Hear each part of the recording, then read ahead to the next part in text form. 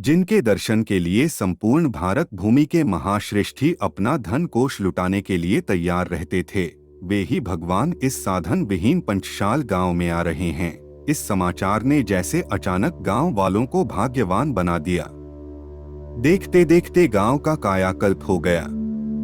गांव की समूची प्राकृतिक समृद्धि भगवान तथागत के स्वागत के लिए उमड़ पड़ी। सबके सब अपने हृदय की भावनाओं का अर्घ्य भगवान के श्री चरणों में चढ़ाने के लिए उत्सुक थे। इन भोले ग्रामीणों के भाव संवेदनाओं को भगवान बुद्ध अनुभव कर रहे थे। वे ठीक समय पर आनंद, तिष्य, स्थिविर, मौदगलायन, सेवत, रेवत आदि भिक्षुओं के साथ गांव में पधारे। बुद्ध के आशीषों को पाकर सबके चेहरे पुष्प की भांति खिल उठे।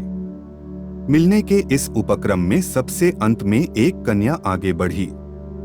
वह जुलाहे की बेटी थी। 18 वर्ष की आयु में ही उसकी विचारशीलता सभी को चकित कर देती थी। बुद्धिमत्ता से समवयस्क ही नहीं, गांव के वृद्ध जन भी हैरान हो जाते थे। जब उसने बुद्ध के चरण स्पर्श किए तो उसे देखकर तथागत मुस्कुराए। उनकी यह मुस्कान बड़ी ही रहस्यमयी थी।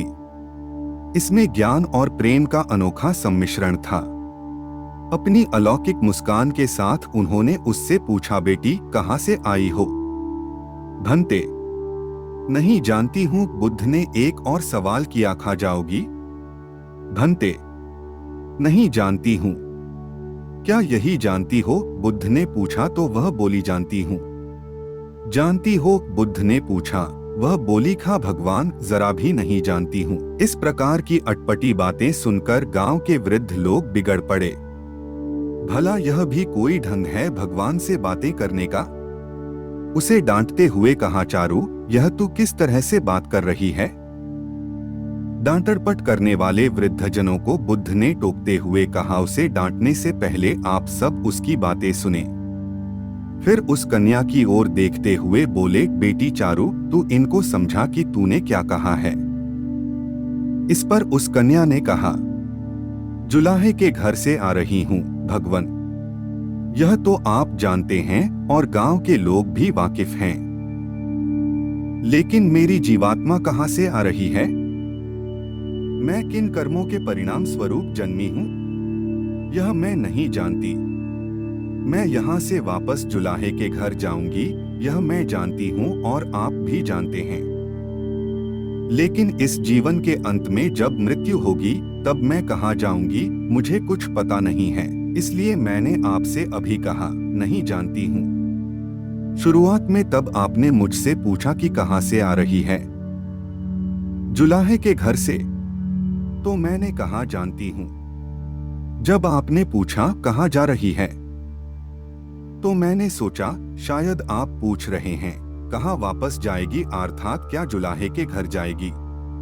तो मैंने कहा, जानती हूँ। पर मैंने जब आपको मुस्कुराते हुए देखा, आपकी आंखों में निहारा, तो मैंने सोचा, नहीं नहीं, भगवान ऐसे साधारण प्रश्न नहीं पूछ सकते। जरूर पूछ रहे हैं कि कहाँ से, अर्थात किस लोक से आ रही है। तेरा जीवन स्रोत क्या है? तो मैंने कहा, मैं नहीं जानती हूँ। इसी तरह आपके कहाँ जाएगी के बारे में मैंने सोचा कि आप पूछ रहे हैं मरने के बाद कहाँ जाओगी। तो मैंने कहा, नहीं जानती। बुद्ध ने चारुलता की बातों पर मुस्कुराते हुए कहा, तूने ठीक ही सोचा बेटी।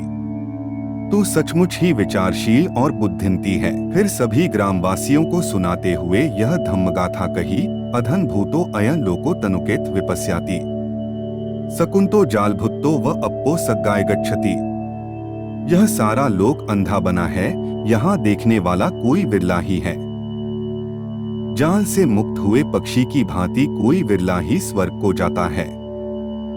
तथागत ने चारुलता से कहा, बेटी तेरे पास आंख है, ध्यान की आंख है, विवेक की आंख है। इसी कारण तू देखने समझने में समर्थ है। इन लोगों के पास आंख नहीं है, इसी कारण ये तेरी बातें समझ नहीं सके। आंख वाला जब कोई बात करता है तो नेत्रविहीन लोगों को समझ में नहीं आता। आंख वाला कहता है, कैसा प्यारा इंद्रधनुष है, तो जिनके पास आंख नहीं है वे उसे मूर्ख समझते हैं। इन सबके बीच एक तू ही है जो देखने में सक्षम है।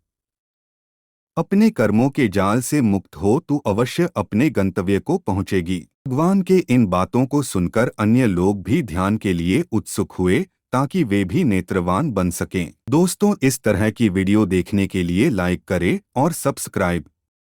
नमो बुद्धा।